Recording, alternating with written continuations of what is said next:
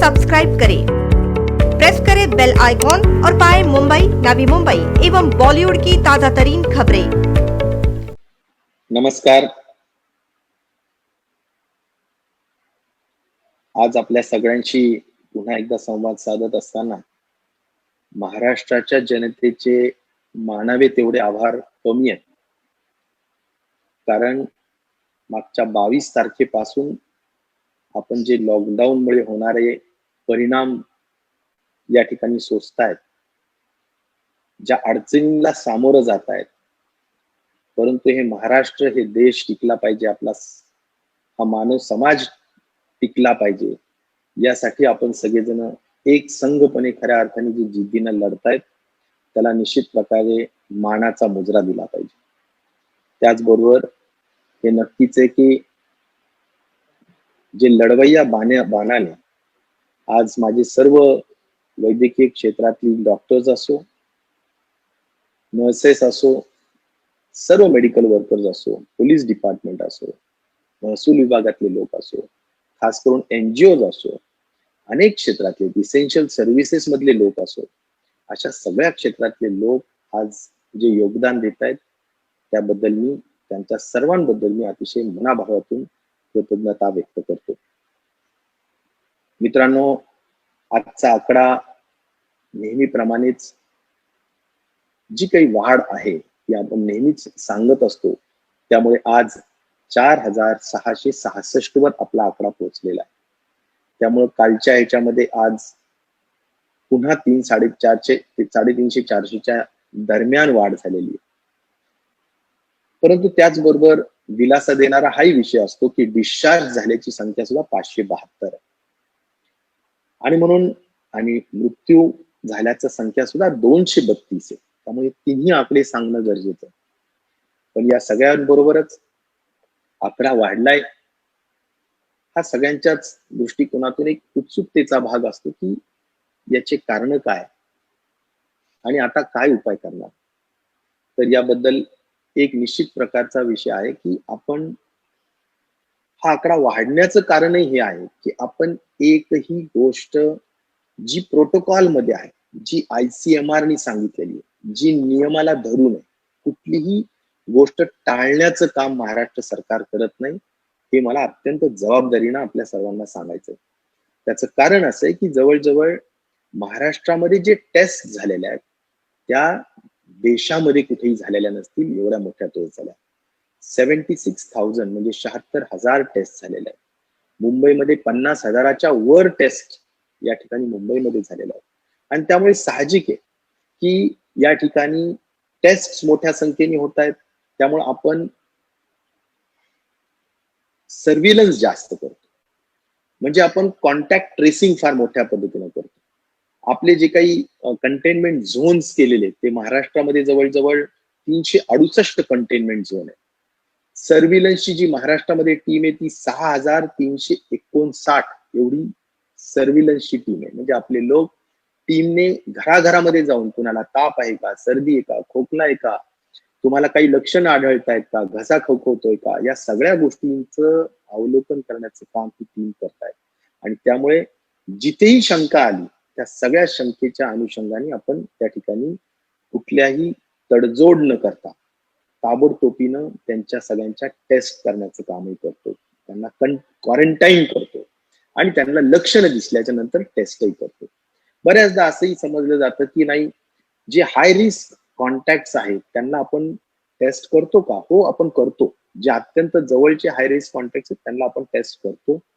पण लक्षणं दिसले, कारण शेवटी कसं असतं की 1 दिवसापासून तर 14 दिवसापर्यंत कधीही लक्षण दिसू शकतं. पहिल्या दिवशी दिसू शकतं, 5व्या दिवशी दिसू शकतं, 10व्या दिवशी दिसू शकतं, 14व्या दिवशी दिसू शकतं.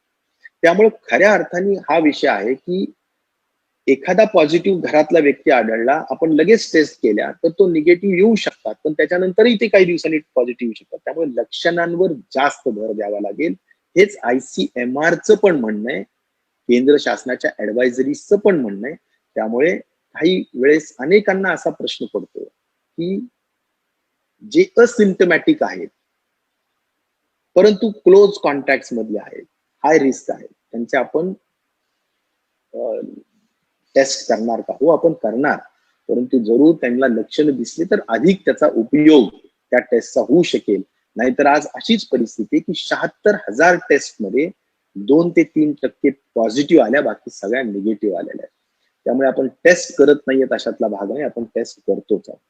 आपण होम क्वारंटाईन जवळजवळ 87,254 लोकांना केलेलं आहे आणि या सगळ्या इन्स्टिट्यूशनल क्वारंटाईन जवळजवळ 6,743 लोकांना केलेलं आहे. त्यामुळे काम आपला हा संख्या वाढतीये याबद्दलचं मी थोडं सविस्तर उत्तर देण्याचं काम या ठिकाणी केलेलं आहे. काही अनालिसिस जे आपण केलेले आहेत आर्टिफिशियल इंटेलिजन्सच्या माध्यमातून किंवा इपिडेमिओलॉजिस्ट जे असतात त्यांच्या माध्यमातून केलेले अनालिसिस, ज्यामध्ये सातत्याने आता सगळ्या पॅन्डेमिक असलेल्या आपल्या पूर्ण जगामध्ये आपल्याला प्रामुख्याने हा आकडा नेहमी विचारला जातो की डबलिंग रेट कधी आहे, म्हणजे किती दिवसांनी आपला आकडा डबल होतो. तो पूर्वी आपला 2 दिवसांनी होत होता, नंतर 3.5 दिवसांनी झाला, नंतर तो 5.5 दिवसांनी झाला, आज तो 6.7 एवढ्या दिवसांनी डबल होतो. त्यामुळे सुधारणा होतीये, इम्प्रूव्हमेंट आहे, परंतु आपल्याला तेवढ्यावर समाधान मानायचं नाही, कारण आपल्याला कायमचं या कोरोनातून मुक्त व्हायचंय आणि त्यासाठी खऱ्या अर्थाने हा डबलिंग रेट खूप मोठा आकडा झाला पाहिजे. आपली अपेक्षा राहील की 20 दिवसावर 25 दिवसावर लवकर आपण जावं आणि हा डबलिंगचा आकडा जो आहे, डबलिंगचा आकडा म्हणजे आज आपला 4,666 आहे, तर तो किती दिवसांनी डबल होऊ शकेल, तर तो आज आता 7 दिवसांनी होऊ शकेल असा आहे. आणि त्यामुळे तो 7 दिवसांनी नाही होऊ, तो आता 20 दिवसांनी व्हावं, 15 दिवसांनी व्हावं. हे सुधारणा आपल्याला करायची. त्यासाठी आपल्याला कंटेनमेंट, क्लस्टर कंटेनमेंट जी स्ट्रॅटेजी आहे ती आपल्याला फार तंतोतंत वापरायची, करायची आणि त्याच्यामध्ये कुठेही हायगई आपण करायची नाहीये आणि आपल्याला सगळ्यांना सेल्फ डिसिप्लिन पाळायची, हा सगळ्यात महत्वाचा त्यातला भाग आहे. मित्रांनो, या सगळ्या व्यतिरिक्त नक्कीच मृत्यू दराची एक काळजी नक्कीच असते. आज मृत्यू दर आपला पूर्वी 7% वाढलेला होता. त्यामध्ये आपण टास्क कमिटी, माननीय मुख्यमंत्र्यांनी त्याच्यात पुढाकार घेऊन जरा टास्क फोर्स नेमला की जेणेकरून एक्सपर्ट कमिटीच्या माध्यमातून लवकर आपल्याला समजावं, म्हणजे जे क्रिटिकल पेशंट असतात, जे आयसीयू मध्ये आहेत, शेवटी मृत्यू कुणाचा होतो, आयसीयू मधले पेशंट ज्यांना व्हेंटिलेटरवर गेले त्यांच्या जास्त करून होण्याचा संभावना आहे. म्हणून त्या पेशंट्सला कोमॉर्बिडिटीचे कारण खूप जास्त आहेत, म्हणजे diabetes, blood pressure, old age, dialysis वरचे पेशंट, म्हणजे रिनियल फेल्युअरचे असतील किंवा इस्किमिक हार्ट डिसीजचे असतील, यांच्यावर जास्त फोकस करायचं. म्हणजे काय करावं लागेल, म्हणजे या लोकांना एक्सपर्ट ओपिनियन्स मिळाले पाहिजे, एक्सपर्ट ऍडवाइस मिळाले पाहिजे. त्यासाठी सुद्धा मोठी कमिटी केलेली आहे, नामांकित डॉक्टर्स आहेत. दर सोमवार मंगळवारी कोणी ऍडवाइस द्यायचा तो ठरलेला आहे आणि त्यामुळे त्याची सुद्धा संपूर्ण हॉस्पिटल्सनी नोंद घेतलेली आहे आणि त्यांचा ऍडवाइस घेतला जातो. मृत्यू जे झालेत, आमचा एक मृत्यू सुद्धा आम्हाला खूप किमती आहे आणि त्यामुळे तो का झाला, कुणाच्या निष्काळजीपणामुळे झाला का, आणखीन काही कारण आहेत का, आपण तो न होऊ देण्यासाठी काय काय करता येऊ शकलं असतं, त्यासाठी सुद्धा मृत्यूचा ऑडिट करण्याचं काम, म्हणजे डेथ ऑडिट करण्याची एक कमिटी डॉक्टर सुपेनच्या अध्यक्षतेखाली घेतलेली आहे, की जेणेकरून जे काही 232 मृत्यू झाले त्यांचा केस स्टडीज करून त्यातून आपण काय बोध घ्यायचा, काय सुधारणा करायची, सगळ्या गोष्टी आपल्याला निश्चित प्रकारे करता येऊ शकतील. त्याचबरोबर मला सांगायला एक महत्वाचं या ठिकाणी महाराष्ट्राच्या जनतेला सांगायचं, आजही असं दिसतं की अनेक लोक आपलं लक्षणं खऱ्या अर्थाने सांगत नाहीये आणि त्यामुळे आज सांगत नाहीयेत हे मला फार महत्वाचं या ठिकाणी वाटतं. सांगत नाहीयेत हे अत्यंत चुकीचं आहे, कारण डिस्चार्ज जवळजवळ 572 झाले. तुम्ही विचार करा की बरे होण्याचा दर जर आपण विचार केला तर 12% आहे आणि त्यामुळे पेशंट बरे होतात. असिम्प्टमॅटिक म्हणजे आज जरी तुम्हाला 4,666 दिसत असेल तरी 81%, 81% लोक अत्यंत त्या ठिकाणी असिम्प्टमॅटिक आहेत. म्हणजे याचा अर्थ ते निवांत त्या ठिकाणी बसून आहेत, ते त्यांचा टीव्ही बघतायत, ते वर्तमानपत्र वाचतायत, त्यांचा मोबाईल ब्राउझिंग करतायत आणि सामान्य माणसासारखं त्या ठिकाणी हॉस्पिटलमध्ये राहतात. त्यामुळे असिम्प्टमॅटिक आहेत, लक्षणं नाहीयेत. लक्षण असणाऱ्यांची संख्या 17% आणि क्रिटिकलची संख्या 2% आणि त्यामुळं आपला भर हा लक्षणं आणि सिम्पटमॅटिकवर अधिक देऊन त्यांना कुठल्याही परिस्थितीत ते अधिक क्रिटिकल होऊ नये लक्षणं असलेल्या लोकांनी यावर आपण लक्ष देतो आहोत.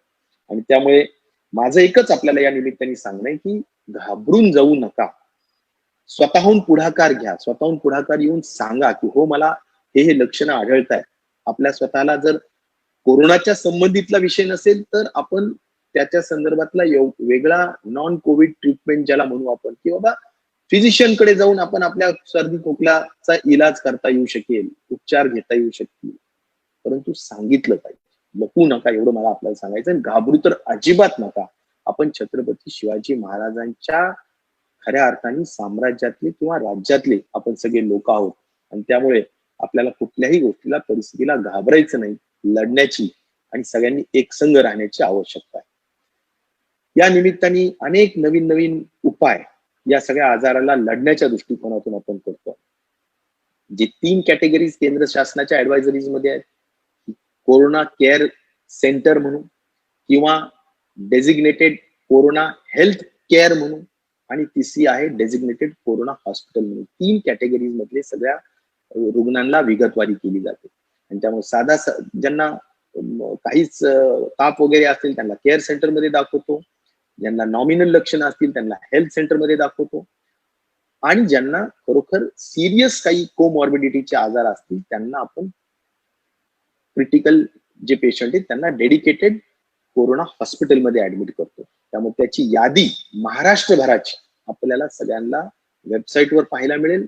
माझं या निमित्ताने माध्यमांना सुद्धा सांगणं आहे की 726 केअर सेंटर्स आहेत, जवळजवळ 172 हेल्थ सेंटर्स आहेत आपले, डेडिकेटेड कोरोना हेल्थ सेंटर्स आणि डेडिकेटेड कोरोना हॉस्पिटल ज्याला म्हणू की जिथे क्रिटिकल पेशंटची त्या ठिकाणी ऍडमिशन केले जातात ते 140 आहेत.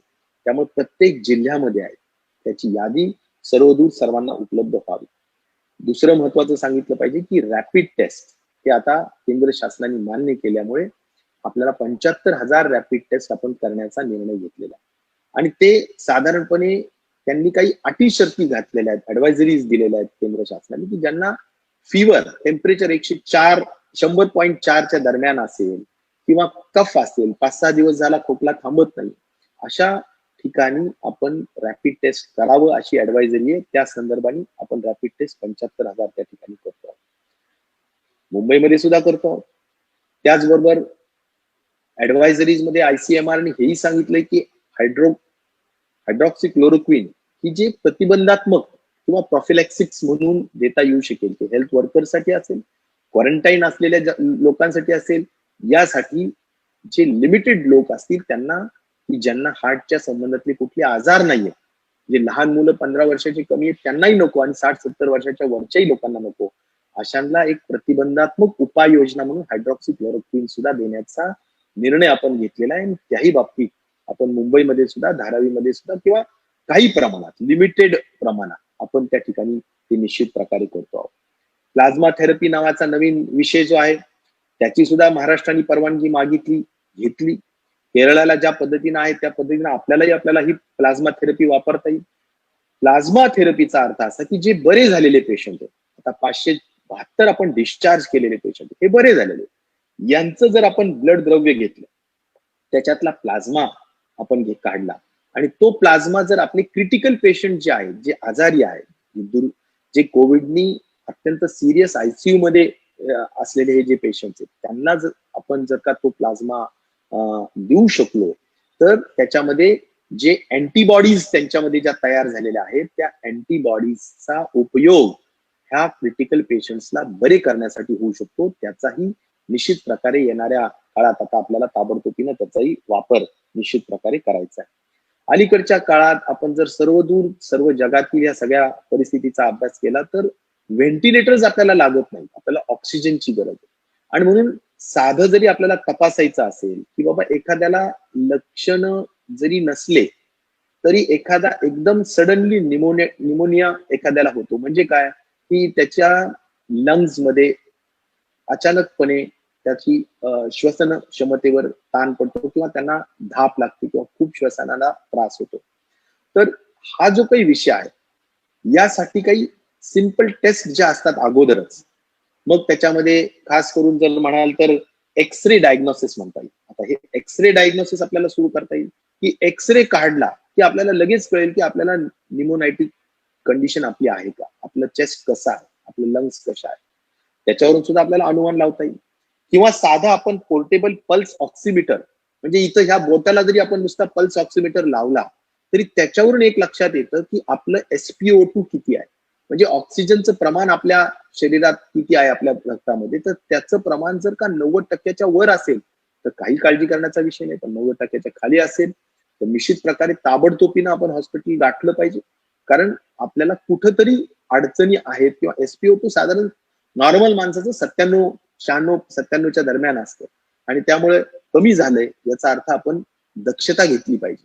आणि म्हणून अशा काही छोट्या छोट्या टेस्ट आहेत, पल्स ऑक्सिमीटरच्या टेस्ट असो किंवा मी आता जसं म्हणालो की एक्सरे डायग्नोसिसची टेस्ट असो, ह्या छोट्या टेस्ट आहेत, त्याला स्वॅब घेण्याची गरज नाही किंवा याला खऱ्या अर्थाने काही तुमचं संसर्ग होण्याची भीती नाही. अशा काही टेस्टचा सुद्धा उपाय आपण मोठ्या पद्धतीनं संबंध राज्यामध्ये करतो आहोत, हेही मला या निमित्ताने सांगितलं पाहिजे. आणि त्यामुळे आता हॉस्पिटल्समध्ये सूचना काय दिलेल्या आहेत, सूचना एवढ्याच दिलेल्या आहेत की आता व्हेंटिलेटर्सवर जास्त जोर नको, प्रत्येक खाटाच्या जवळ ऑक्सिजनचा एक साधा मास्क आला पाहिजे आणि त्याच्या बाजूला एक पाईपलाईन आली पाहिजे की ज्याच्यामध्ये ऑक्सिजन सप्लाय सहज पद्धतीने होऊ शकेल.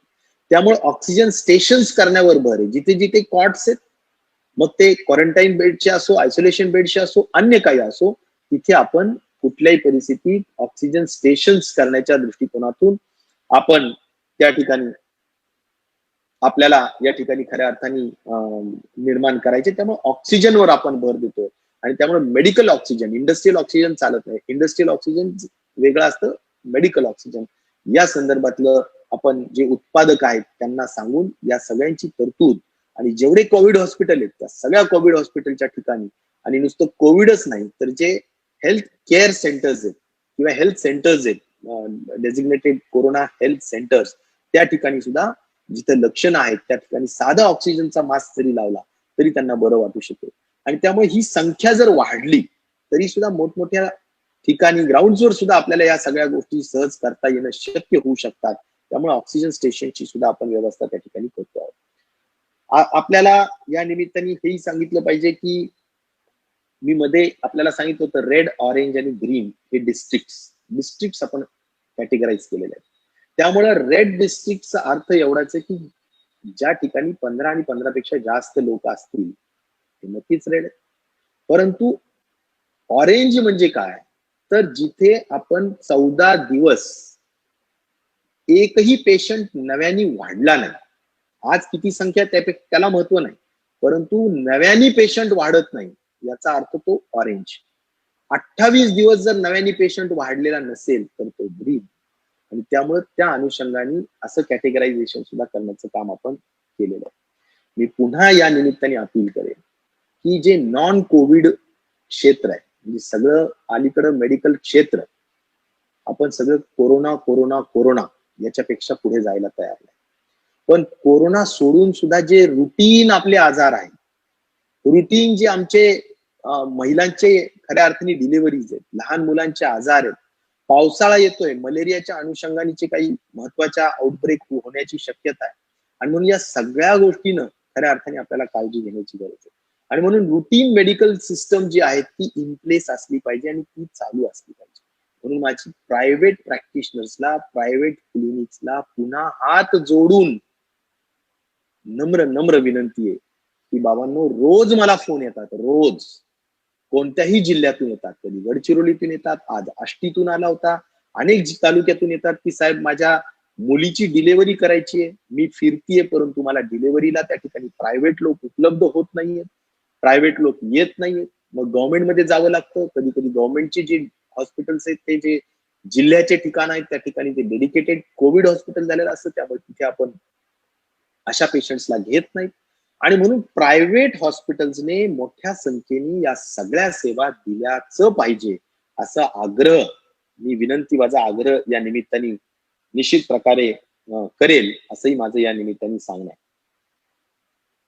आज आपल्याला या महत्वाच्या बाबी सांगत असताना काही माझ्या मेडिकल क्षेत्राच्या बाहेर सुद्धा जाऊन किंवा आमच्या पब्लिक हेल्थच्या बाहेर सुद्धा जाऊन आज जो लॉकडाऊन झालेला आहे त्याच्या संदर्भात जे प्रश्न निर्माण झाले त्यावर एक दोन वाक्य मी जरूर बोलू इच्छितो.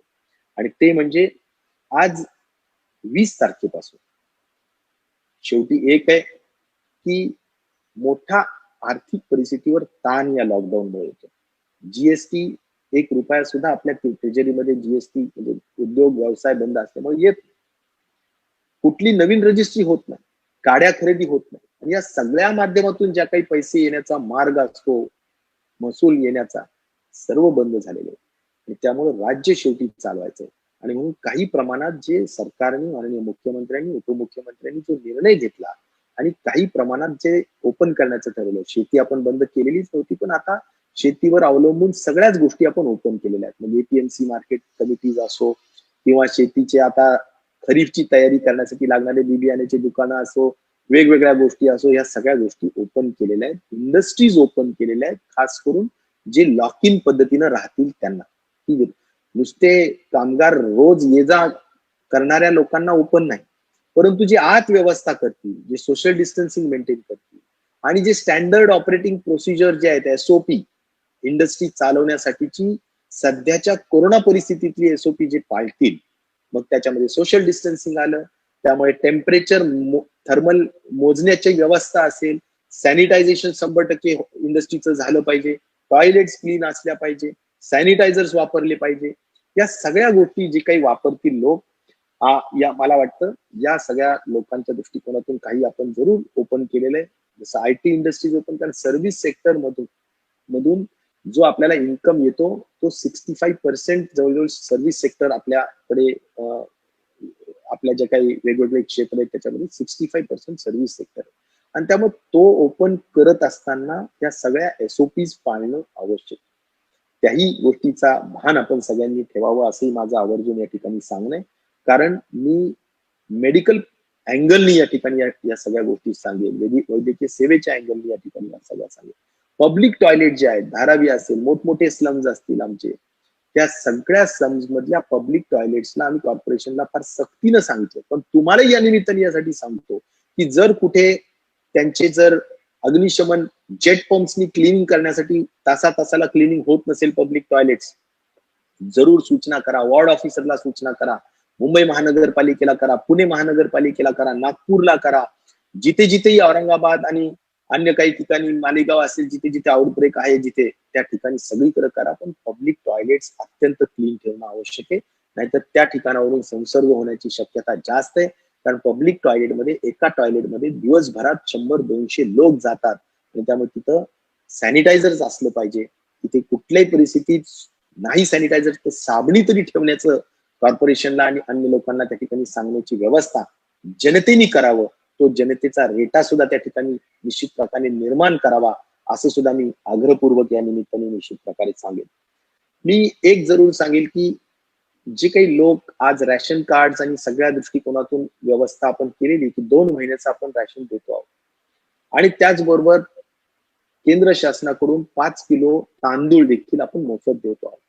मला खात्री आहे की हा सगळा धान्य पुरवठा लोकांपर्यंत गेलेला असेल. जिथे नाही गेलेला तिथे जागरूकतेने आपापल्या तहसीलदारांकडे, रॅशनिंग ऑफिसर्सकडे जाऊन आग्रह करा आणि करूनच.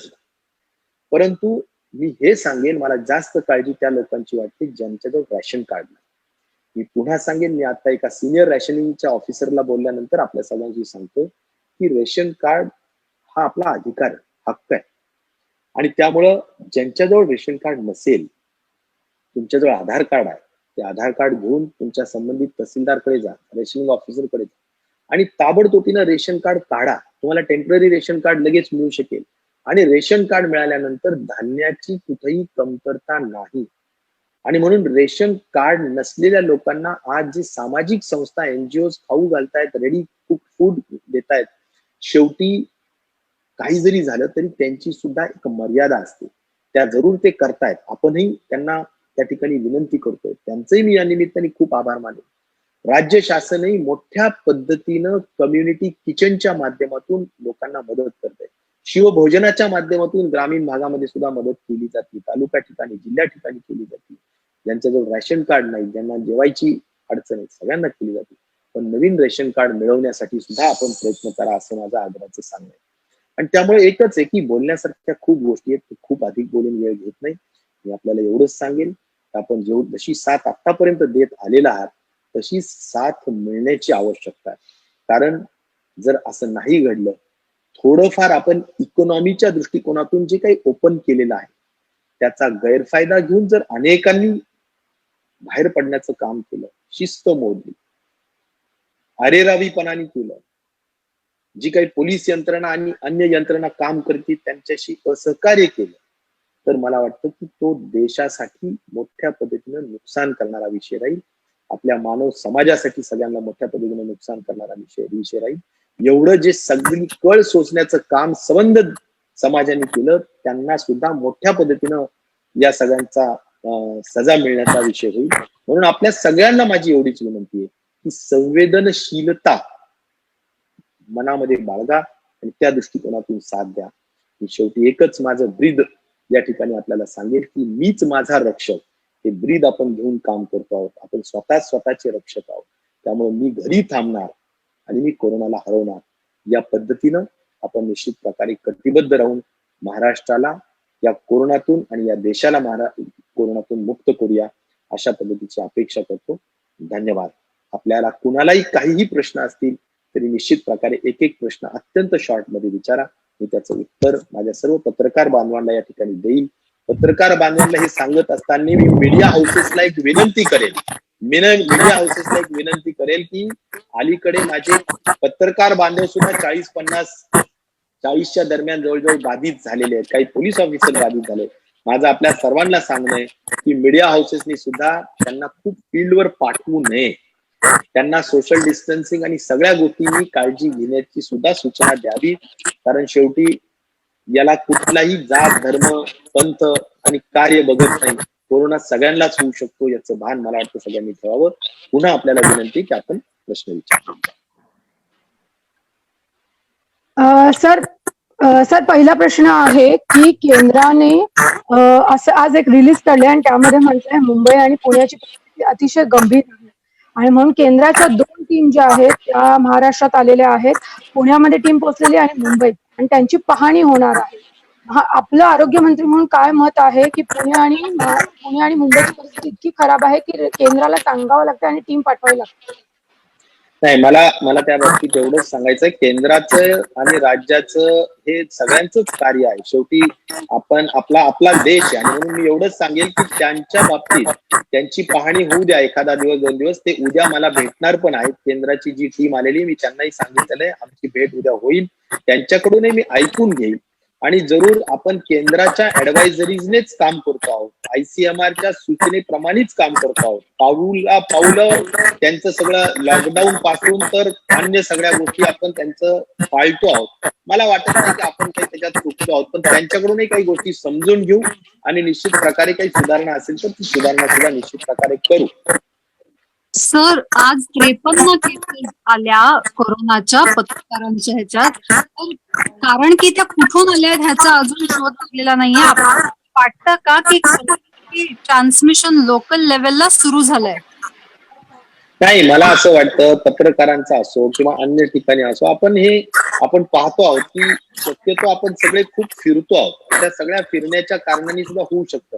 माझं तर असं म्हणणं आहे की पत्रकारांनी सुद्धा हायड्रॉक्सीक्लोरोक्विन घेतली पाहिजे आणि सातत्याने जसं आपण मी म्हणालो की पोर्टेबल पल्स ऑक्सिमीटरनी सुद्धा आपल्या SpO2 लेवल सुद्धा बघितलं पाहिजे किंवा आपण ज्याला म्हणतो की एक्सरे डायग्नोसिस सुद्धा सहज केलं पाहिजे. आणि मला वाटतं की सोशल डिस्टन्सिंग मेंटेन करणं हा सगळ्यात महत्वाचा आहे. मास्क वापरल्याशिवाय बिलकुल बाहेर पडता कामा नये, हे पण काळजी घेण्याची गरज आहे. Sir, medicos and paramedicos are falling prey for COVID-19. Around 250 people have been tested positive. And my another question is, dialysis center non-invasive surgeries have been postponed, especially dialysis. The people are on the hemodialysis are asked to wait. and those patients are like thrice a week, which cannot be possible. They can be fatal.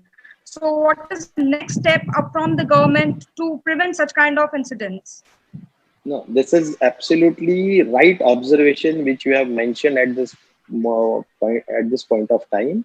I have also in my speech I have very categorically mentioned about the services which the private players and especially the non-COVID activities should go on.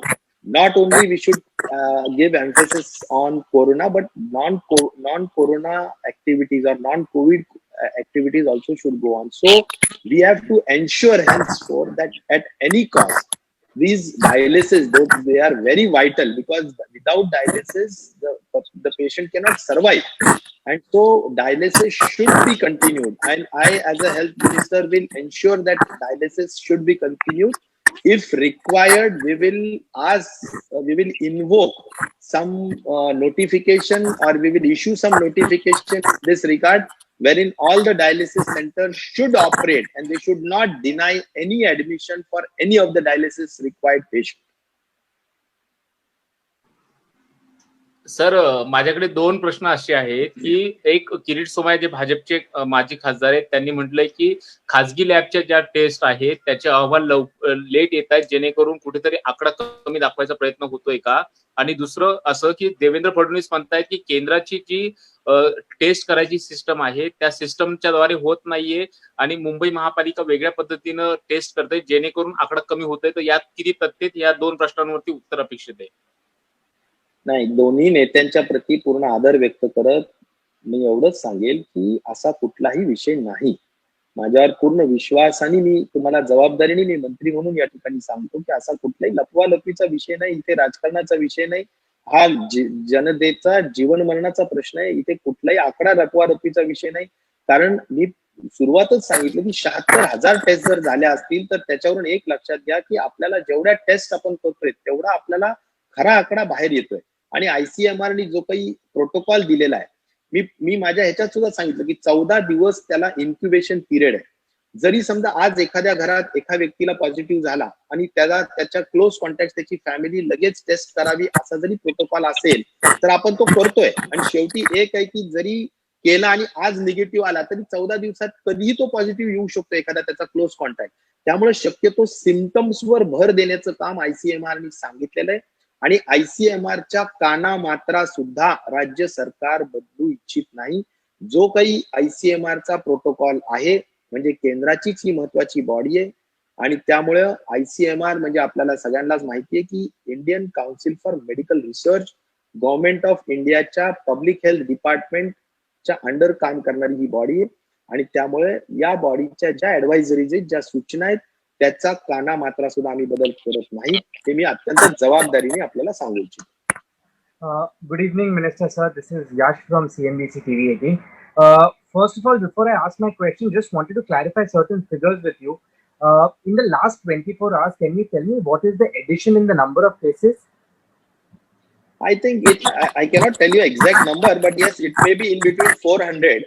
Yesterday it was 552, but it might be in between 400 to 420. 420. Okay, what is the total number of death in the last 24 hours? Death, I think might be total number I have 232, but last 24 hours, actually it is the report exactly is not in front of me, but I will just wait for a second. I will get the report because the report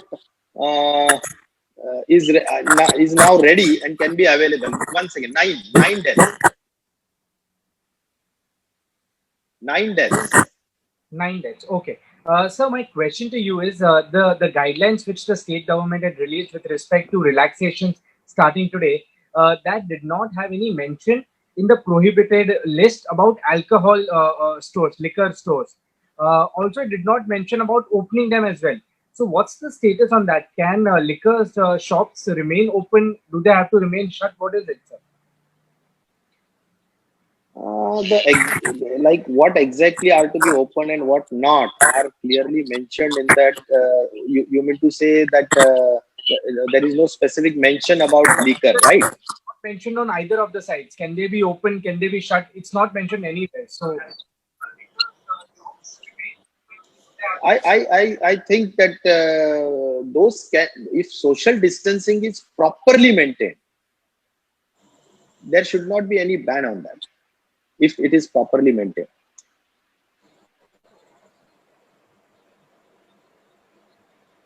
Next.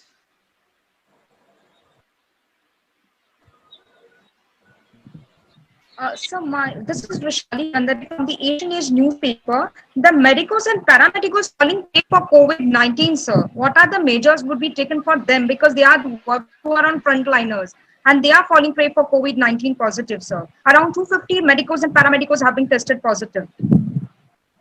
So they should have their prophylaxis, the doses. First of all, they should have their proper security gears in place, like PPEs and all. They should not they should not treat patient without PPEs. PPEs are available now in abundance. The government of Maharashtra continuously is procuring. Even government of India is providing, not to the mark, whichever is demand. Like we have demanded more than 8 lakhs of N95 masks. We have received a 1 lakh at least, and in PPEs also we have demanded 3,50,000, but we have received just 35,000. So we are continuously pursuing government of India that they should continuously supply these requirements. But yes, still one thing is I can assure is there is nothing scarcity in the materials which are required. So they should use it properly. Social distancing should be maintained. Albeit by using a PPE, then also they are falling for COVID positive, and they are being saying that there are faulty PPE which have been procured by the institute of which they are serving. If suppose some of them are faulty, because there are different GSM. Suppose in OPDs, if a doctor for just asymptomatic patients, if they are to be treated, then I think 60 GSM is required, 90 GSM is required for care hospital, and I think 120 GSM is required for the critical patient codes where the tubectomy is to be done, or a patient is to be treated from very near by touching their body, and also in that case a very high quality, that is a high GSM, that is 120 GSM and plus is required. So these are the standards which has been mentioned by ICMR, and government, and our Director Public Health also has specified those standards to all the collectors, that by these standards PPEs only, and the PPEs should be used as per the standards specified by ICMR. So doctors are also trained for that. Doctors should also get totally the know-how about use of PPEs and all should also be properly taken care by the concerned doctors. Sir मला प्रश्न विचारायचा आहे की मगाशी तुम्ही non Covid patients बद्दल mention केलं आणि प्रायव्हेट प्रॅक्टिशनरनी त्या संदर्भात पुढाकार घ्यावा अशी तुमची अपेक्षा आहे. पण काही ठिकाणी कम्युनिटी क्लिनिक ही कन्सेप्ट राबवली जाते, पण ती राज्य सरकारकडून, आरोग्य विभागाकडून करायच्या ऐवजी स्थानिक स्वराज्य संस्थांना त्याच्यामध्ये इन्व्हॉल्व करता येऊ शकेल का?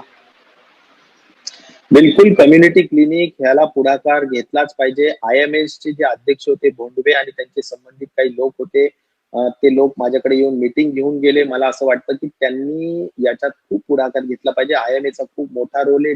मला त्यांनी वचन दिलं होतं की आम्ही जिल्ह्यामध्ये कम्युनिटी क्लिनिक्स उघडू, आम्ही IMS चे लोक पुढाकार घेऊ.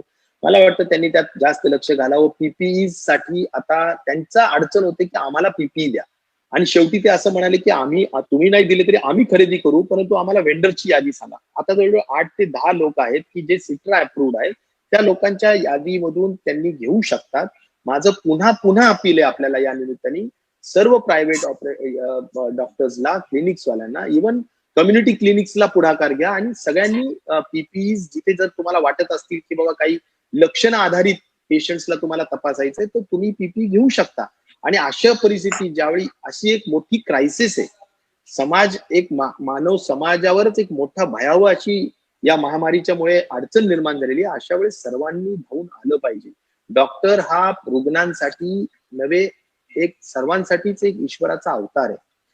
नोबल प्रोफेशन म्हणून आपण डॉक्टर्सकडे पाहतो. अशा वेळेस डॉक्टर्सनी घरी बसणं हे बिलकुल म्हणजे बिलकुल शोभा देणारी गोष्ट नाही.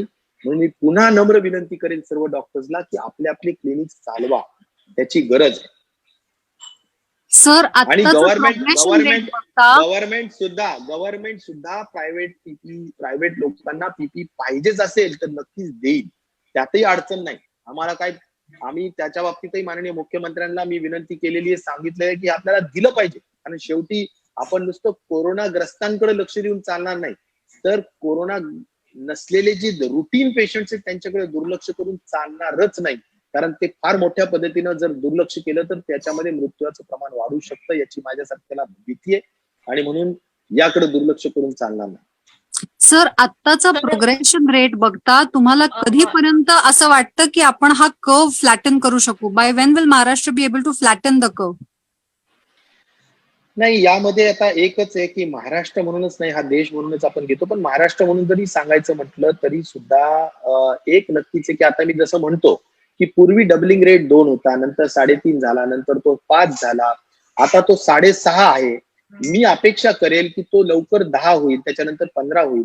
आणि असं करत करत एक साधारण अपेक्षा तर नक्कीच आहे की बाबा आपण शेवटी एक आहे की डबलिंग रेट म्हणजे आता एकदम काळजी अशी होत असते. डबलचा रेट मी महाराष्ट्राच्या जनतेला सुद्धा सांगेल की हा जगभरातला हा नियम आहे. कारण तुम्हाला याचा मध्ये एकदम धक्का बसू नये म्हणून सांगतो की डबलिंग रेटचा अर्थ आज 4,600 आहे किंवा आता 4,500 आहे, तर एकदम तो 9,000 होऊ शकेल. पण तो किती दिवसांनी होईल?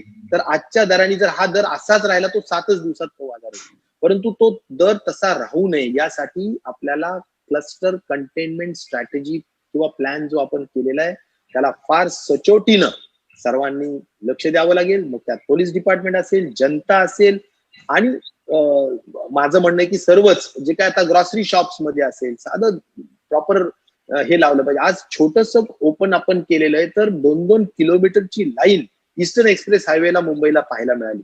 मला वाटतं हे काही चांगलं लक्षण नाही. असं जर म्हटलं तर मग फ्लॅटन कर्व कशी व्हायची? आणि त्यामुळे सर्वांनीच टीमवर्कनी शिस्त लावण्याची गरज आहे. आपण नक्कीच जागतिक स्तरावरचं जे उत्तमातलं उत्तम उपाय असतील ते देण्याचा या ठिकाणी सर्वांगाने प्रयत्न करतो आहोत. टोपे साहेब, आपण म्हणालात की sir, I just wanted to check about the plan to give the hydrochloroquine drug to, Dharavi and other areas in Mumbai. Sir, have you finalized how many people will be given this medicine? Is there any number, and for how long? At present, 10 to 15,000 people, those who are quarantined and those who are found suspected, only will be given. Health workers will be given, not to any general public. It will be given chloroquine, hydroxychloroquine. So when you say I think the last question should go. Sir, you said that people who are quarantined, they are general people, right? I mean, yes, but quarantine means they are high risk patients. They are high risk people. They are high risk. They might come positive. They are high risk. So for them, we can use that. Tope साहेब, तुम्ही म्हणालात की आता टेस्टची संख्या जी आहे ती वाढणार आहे आणि केंद्र सरकारने पण 75,000 टेस्ट करण्याची परवानगी दिलेली आहे. एक राज्य सरकारला काही एक्सपर्ट्स कडून असा काही अहवाल प्राप्त झाला आहे की मे मध्ये ऑब्व्हियसली आता टेस्टची संख्या वाढल्यामुळे रुग्णांची संख्या पण वाढेल, तर मे मध्ये परिस्थिती आणखी चिघळू शकते आणि त्यासाठी काय तयारी राज्य सरकारने, आरोग्य खात्याने केलेली आहे, त्यावर काही प्रकाश टाकणार का तुम्ही? नाही, ही सगळ्या गोष्टी मी आत्ताच जे उत्तर दिलं ना मागचं त्याप्रमाणे आहे की आपल्यावर हे सगळं आपण कसं आपला जो कंटेनमेंट स्ट्रॅटेजी आहे ते आपण किती स्ट्रिक्टली ओबे करतो त्याच्यावर अवलंबून आहे. मी आपल्याला एवढंच सांगेल की जरूर केंद्र म्हणजे वेगवेगळ्या रिपोर्ट्स येत राहतात की ज्याच्यामध्ये कदाचित 30 एप्रिल ते 15 मे च्या दरम्यान थोडंफार स्पाइक येण्याची शक्यता आहे असं ते म्हणतात. तर त्या दृष्टिकोनातून आपली तयारी असतेच. मी तुम्हाला म्हणालो की बाबा ऑक्सिजन लागण्याचं प्रमाण असतं, त्यामुळे ऑक्सिजन स्टेशन्स जास्तीत जास्त करावेत अशी आपली तयारी असते. परंतु याचा अर्थ आपण तयारी प्रिपेअर्डनेस आपला 100% आहेच. प्रिपेअर्डनेस 100% आहेच, कोणत्याही परिस्थितीतला आहे. आपण कॉन्फिडंट आहोत, आपण प्रिपेअर्ड आहोत. आणि पण महाराष्ट्राच्या जनतेला आपल्या माध्यमातून एवढंच माझी विनंती आहे की कुठल्याही परिस्थितीत ही संख्या वाढायची का कमी व्हायची आणि लवकर कर्व फ्लॅटन व्हायचा, हे सगळं महाराष्ट्राच्या जनतेच्या हातामध्ये आहे. आणि त्यामुळे त्यांनी जर स्वयंशिस्त पाळली तर निश्चित प्रकारे आपल्याला हा कर्व लवकर फ्लॅटन करता येईल. आणि त्यासाठी संवेदनशीलता समाजाच्या प्रती आपण पाळावी आणि निश्चित प्रकारे सरकारला सहकार्य करावं. धन्यवाद.